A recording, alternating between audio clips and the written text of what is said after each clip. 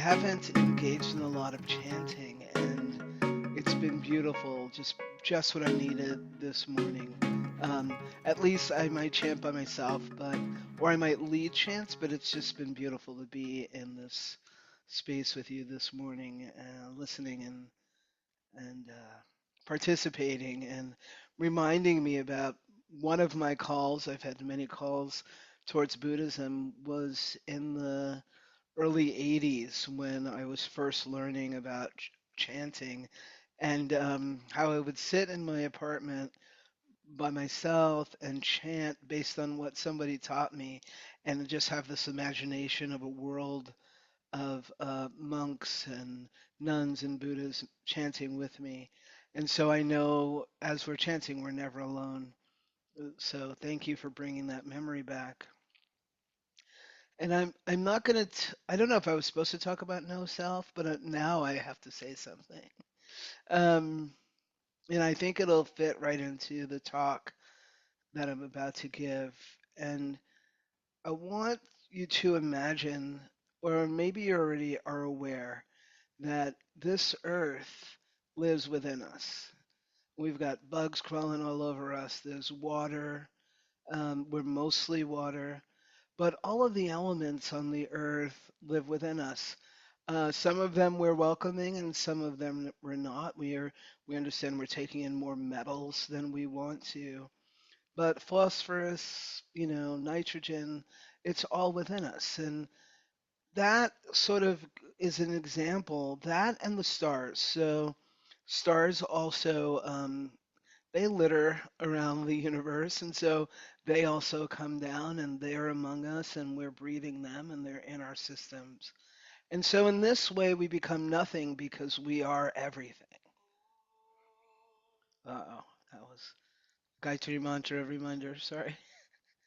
So, in that way, we become nothing because we are everything, right? Everything is us. And so, there's this nothing, this no self in that idea, in that, in this reality, we can call it.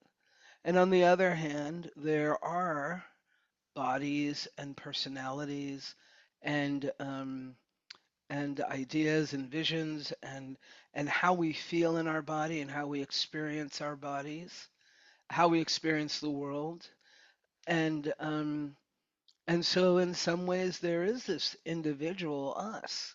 There is this like I am in this world, in this plane, right? I show up as a black male, right? Even as or and for some, a black trans male. So I certainly am. The and it brings us back to this idea of the clinging. So in my state, in my place where I am in my body, um, I'm not as much as maybe my younger self clinging to my identities. These are my identities. But I'm also aware that I am all of it.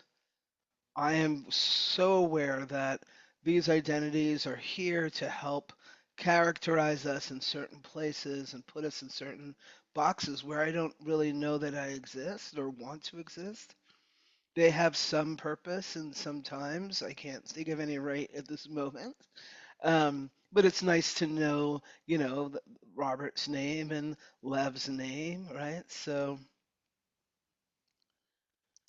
there's just this fluid that I think is important to play with because we can get into an argument of there's self and there's no self. There's self and no self. There's self and no self. And I'm going to shift a little bit. Just Robert encourages me to just bring in my perspective on that because it has something to do with what I want to talk about today, and that is I'm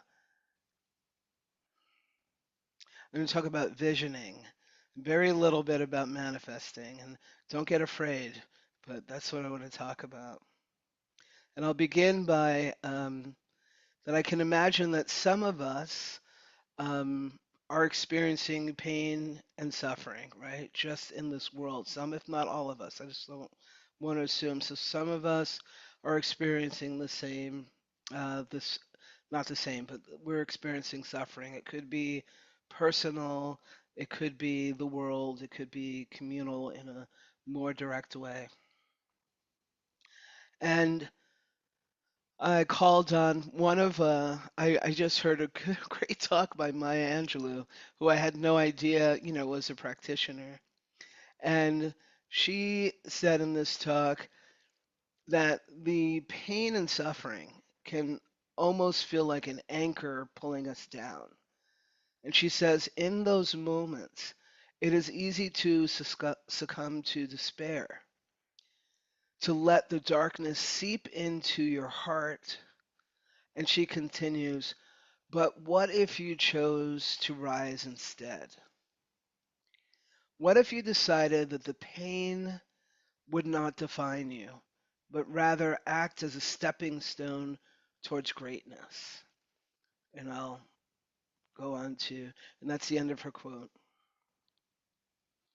So this is coming from this idea. Like ever since Project 2025 came out, some of you may know it. It's a 900-page document um, filled with dreams and visions of our world or our country's experience, the visioning and dreams coming from, I'll say, a conservative perspective. I'm not judging it. I'm just saying people sat down and created this 900-page document. There are many we can name, like MLK, whose push during the civil rights movement, which was largely led by women and youth, created the opportunity for us to live, learn, and play in diverse communities that did not exist before that time. Both or all, James Baldwin, Nikki Giovanni, June Jordan, and many others in their poetry, Mary Oliver comes up too, inspired folks to take a closer look at the system and change it, but without also sharing their dreams. Excuse me, but not without also sharing their dreams and visions for something different. Consider for a moment the names of people who have inspired you. Feminists like Bell Hook, Laverne Cox, activists like Harvey Milk, many folks, organizations, people who feed the hungry, um, you know, Foods Not Bombs, just thinking about the Doctors Without Borders, my goodness, the work that they're doing. And all of them came to this, and all of them too, this work comes out of visioning. Awareness that our emotions help us to decide how we will show up for ourselves and for the world around us.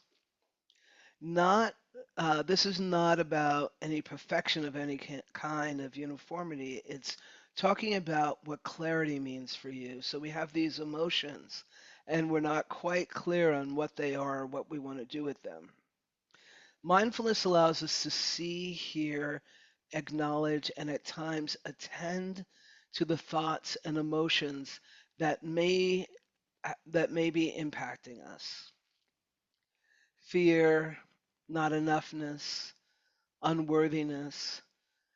Or that, and there's a part in here that says they will erase us, which is coming from many members of the trans and um, gender nonconforming communities in particular. They will erase us. These fears and worries are often projections from the past and the future, this future worry.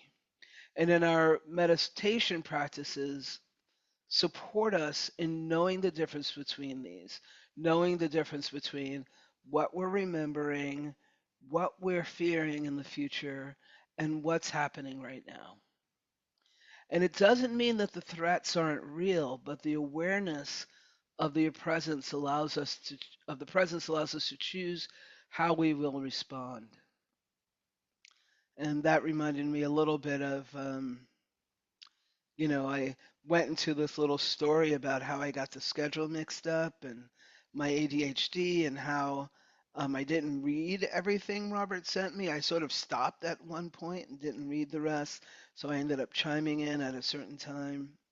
So then the emotions come up, a little bit of shame wants to rise up, and fear of bringing anything useful wants to come up. But because of my practice, I simply smile a little bit at knowing that I have this, slight disability, and that I'm doing the best I can, and then I'm with these practitioners who, are part of what we're practicing, and we've called in is compassion. So within seconds, I can move on to just go deeper. I read on this website, they were talking about in another way to talk about visioning. Um, they call it the Buddha eye.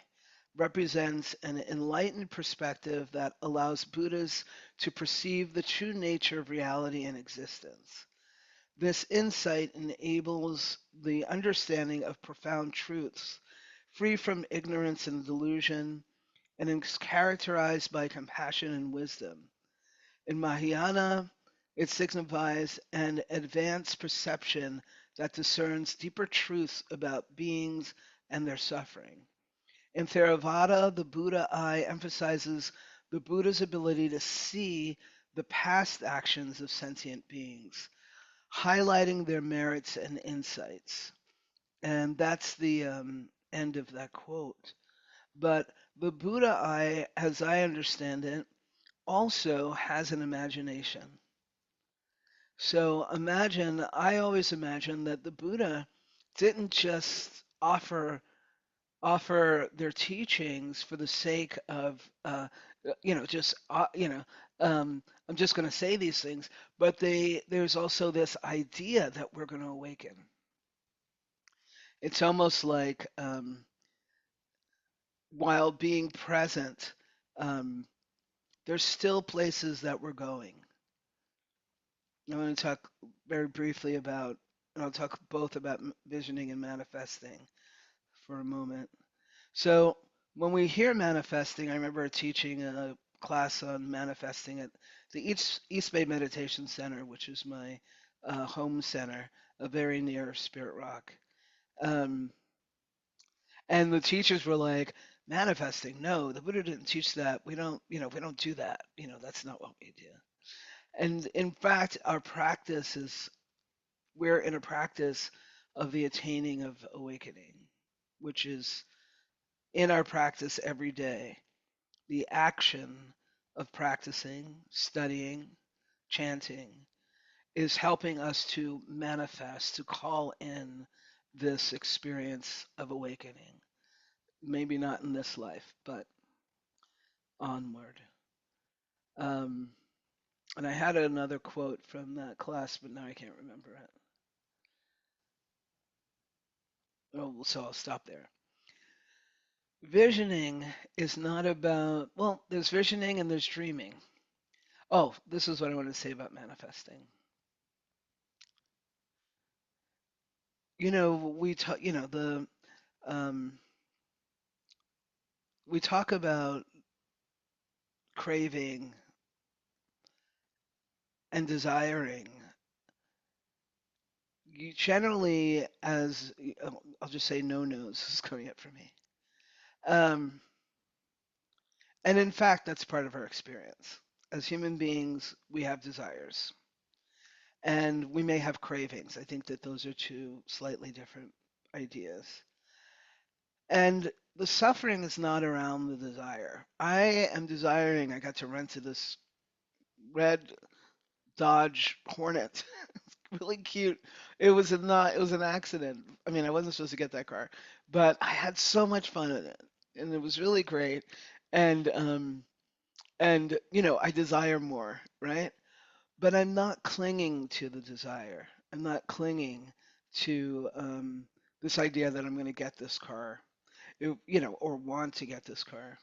But I do desire to get back in it again, right? So the suffering comes when I'm clinging to my desire. And then there are desires that we cling to that are actually good. So um, When I brush my teeth every morning, I am clinging to the desire that I will have, you know, a better dental appointment next time or a good one, you know. I do cling, I do crave or desire water. I desire to be wet sometimes, so showering or bathing, whatever it is.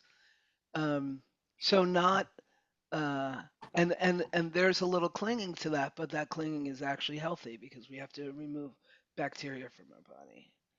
So I'm not necessarily talking about the clinging to when I'm talking about manifesting or calling things in. I'm not talking about the clinging to um, hmm, you know, just things that are things. Let's just say that things, watches and cars. So hopefully I've talked a little bit about manifesting so you can understand that it's okay to desire and it's okay calling things in. And depending on what it is, so when our in our practice, I'm not clinging to awakening, but I'm practicing, right? So I'm manifesting it. And hopefully I'm also manifesting a good dental appointment next time. Visioning. One of the ways and so the visioning is sort of like I was saying before, the Buddha had a vision that we could wake up, that we would be able to relieve suffering. And he came up with so many different tools and different doorways and opportunities and practices for us to be able to wake up. And he could not have seen that. He could not have created it if he didn't believe it was like he had to have something that he was moving towards. And of course, he never talks about us not moving towards things. We use our practice to be present, aware, and in that practice, creating wisdom so that we are taking wise actions, using wise speech, using the whole um, eightfold path in a wise way. So he doesn't, So we are going somewhere. So we can't go anywhere without a vision. Um, in the manifesting world terms, when we're teaching about it, we talk about how, before you get up, you envision getting up. Before, if I mention, your refrigerator and the size of it, you can see the size Hey, of it. Oki, stop it. Ooh, Okie. Stop it. Brenda, you're unmuted, Sorry. which is okay. No, no, no. You can give Okie a pet for me. Um, so when I brought in the Project 25, and again without judgment, human beings, just like you and me, decided that they could write down their visions and dreams. And And what I find in many of the communities that I'm involved with, and the vast, right? So I've got people of color groups that I spend time with, Dharma people of all ethnicities and shades that I spend time with, Jewish communities that I'm spending time with, Black Jewish communities that I'm spending time with. The list goes on and on. Queer, trans. And what I hear a lot is about what's wrong and what's happening and how hard it is. And one of the ways that we get stuck in fear and worry is when we spend a lot of our time focusing on what we don't want. We don't want war. We don't want genocide. We don't want queer or transphobia. We don't want racism. We don't want misogyny. We don't want ignorance of disabilities. We don't want pollution. And the list goes on and on. You can talk to anybody, on the street and they can tell you like what's wrong, what's going wrong. And takes me back to um, on the other hand, we don't spend even close to the same amount of time talking about what we do want. We spend time, the news helps us to envision tragedy when we're not even watching it. But we don't spend a lot of time looking at what we do want, so we're not spending a lot of time visioning it. When we think about what we want, we can say things like, that's unreasonable, that's impossible, that's ridiculous, that's idealist. That's not going to happen. And yet, the people that maybe you took a moment to think about, somebody like the Buddha who imagined in some form that this practice was going to be ongoing because it's going to take humans a long time to get out of this samsara, our practice of samsara.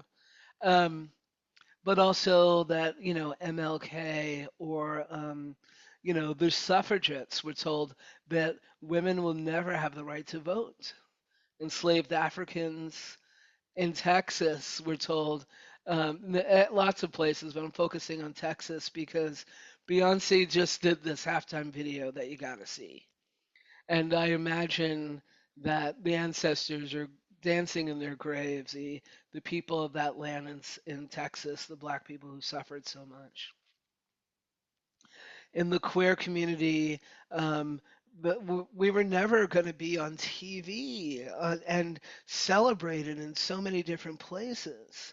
And for sure, men weren't going to be like held up as people um, who who are nurturing, who have nurturing, uh, you know, nurturing skills, right? We never talk about the single dad, right? And of course, women are there's this resurgence is people are searching and finding the history, the names of the women from the beginning of, I guess it goes back to Macedonia or different parts of Egypt. Like, we're finding the matriarchal systems. We're finding that women have always been leaders in many ways and treated equally, if not, greater in many ways. But also, we're seeing people who identify as men and women and trans and gender expansive working and healing together and growing and working to protect each other. None of this happens without somebody having a vision that it's possible. Somebody had to see the the wall go down in Germany before it could happen. People had to have a vision. The Dharma not only helps us with healing, it not only shows us wise ways of living. The Dharma came from a person, a human, many humans who believed in a vision that said we can awaken and work ourselves away from suffering and clinging to outcomes towards creating the lives that we want, creating lives grounded in loving kindness, compassion, equity, justice. The Buddha took his visions and his dreams for us, shared them, and it was recorded 2,500 years ago. And the last retreat I led was about 40% new practitioners. And that goes for the retreat I led also earlier this summer and one last year. People are awakening, people are coming up. We have, and we're calling them in. So I want to see if I can unpack that a little bit. But as I said, when I felt like I was chanting, I never chanted alone. I don't chant alone, right? There's this chanting that um, that there are other people right now practicing around the globe, possibly a million or more. And so when we offer loving kindness to all beings without exception, all beings without exception are impacted. We don't know how. We don't know how it'll show up, but that calling in, that naming, may all beings, receive compassion. May all beings experience empathy. All of that comes with this energy that we have, this this human power that we have to send it out, and unpacking power. In simple form, we'll talk simply about the energy of when you're walking down the street and you turn towards the bus and somebody's looking at you, or when you look up from a table and someone's looking at you, where, or you walk into a room and you can feel the dread, or you walk into the room and you feel the lightness. It's all of us are these energies, and I didn't talk a lot about energy, but that's what's coming through us. That's what connects us, and that's exactly what goes into these visions. So that right now, social media and media in general.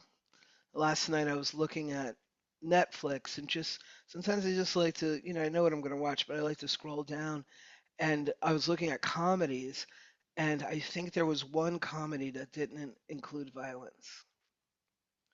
And 15 years ago, I know that wasn't true. But what happens is, um, what happens is that, yeah, just what happens is sort of we kind of call in. So people watch violence. People watch violence. The more violence we watch, the more that's fed to us. Because that machine will feed us anything we want. If people were not choosing the violent shows and choosing the love and compassion and the shows that were more uplifting, more documentaries, we would see more of that. But um, we don't understand our power to create. So when Donald Trump first won the presidency, I had gone about solid um, possibly 2.5 years prior without watching the news. But you get the news for those of you who, some of you already know that. You don't have to watch it to understand what's going on. And I remember thinking, he's going to win because of all the people who don't like him, because they're giving their energy towards him. The president of CBS said something like, I don't know what that clown is talking about, but we've never had ratings like this. And the president of NBC said something similar. They had to keep him on the air because just it's sort of like I think I wrote it in here. I should probably keep reading my talk. This is like it's a rubbernecking kind of thing. Like we want to look and see what happened.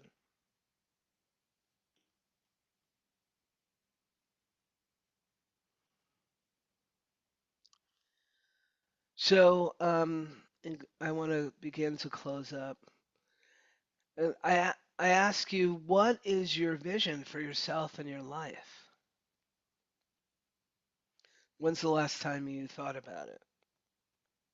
When's the last time you intentionally sat down and perhaps wrote out the vision that you have for your life? Or sat and wrote out the vision that you have for the world? When I was a coach back in the day, I had a person I was working with, and we had done maybe 3 sessions, and so I was, practicing the deep listening. And at one point in the conversation, there was some stuckness, and I said, why don't we just write down a list of things that you want, like just really lightly, just things that you want. And they immediately burst into tears and explained to me then about why they couldn't access it. Now, I had a list because they'd been talking about it the whole time. But when we came into focus, they couldn't allow themselves to go there. Many of us have been taught that wanting for ourselves or visioning is bad. Those weren't the people involved in creating the Project 2025. We're taught that to think of ourselves is selfish, and so we're not supposed to think about ourselves. And that depletes us because it's not who we are as humans. And then, of course, that just feeds in this idea that we have any impact in the world. while we watch so many. So, again, just thinking about what is your vision for yourself. And these questions can encourage the ego to rise up and convince us that we have to focus on defeating the things that we don't like. We have to focus on breaking those down. And our practice, however, can allow us a place where we can be able to see what rises up when we come to powerful questions like, what do you envision for yourself? Even if it's, we could just say for the year to make it easier, what do you envision for yourself as a daily practice? And what do you envision for yourself as, for the world?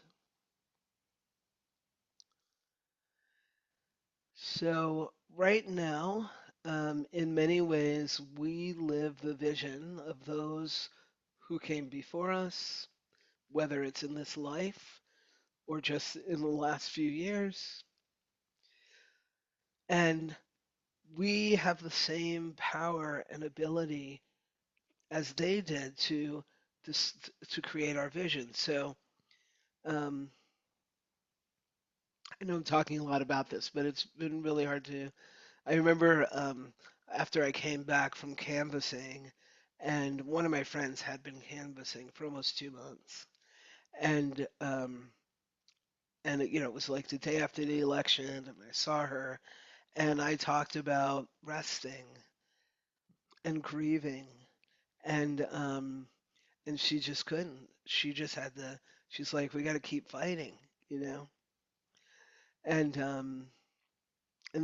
that sort of encouraged. And I saw it all around me where people were just racing to fix or to change. And while I think some of that, I I understand it, I also know that it can be hard for us to slow down so that weeks later there's still no pause. Um, and so I stopped watching the news on November 5th so that I could spend time both grieving, resting, visioning, dreaming, sharing, and gathering, and and when planning comes, coming from a place of resilience versus exhaustion. I know for many people, when you think about the dream, this idea that dreaming about world peace is not a reality, I can question I can question while you're here. Oh, I don't know what that sorry, that was a bad sentence. I didn't edit. So I'll just come. So for many of us, when we dream about world peace, we're like, what is that? Can't happen. For many of us believe that we can awaken further to the truth of what is, but that's not the end. We don't awaken and then it's over. Awakening acknowledges understanding that we too have the power to create our own reality, our own Project 2025, for lack of a better term. We too have the right and responsibility. So I'm going to pause and then I think I'm done, but I just want to pause for a second.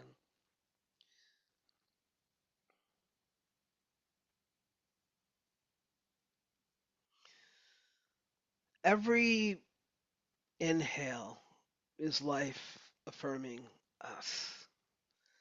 Every inhale is life affirming that we're here, right? We're here in this experience and that we're supposed to be and that we're worthy.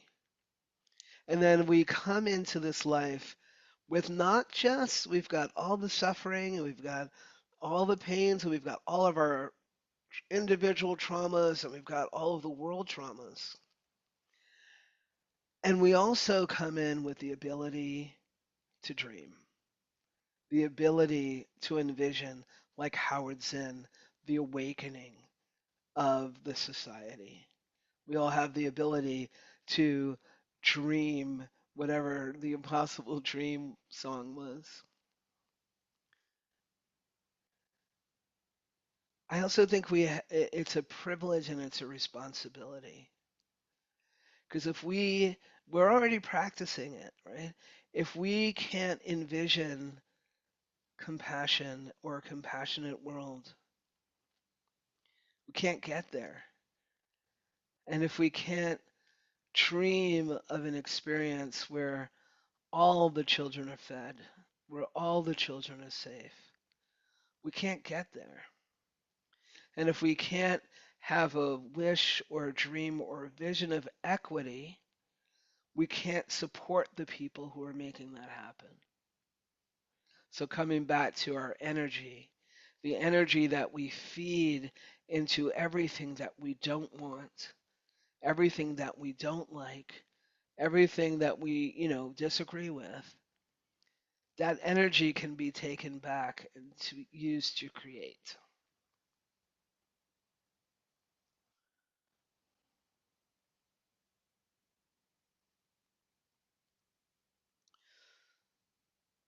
My biggest, maybe one of my largest, I don't know if I have to judge it. I have a vision, or I had a vision when I was younger.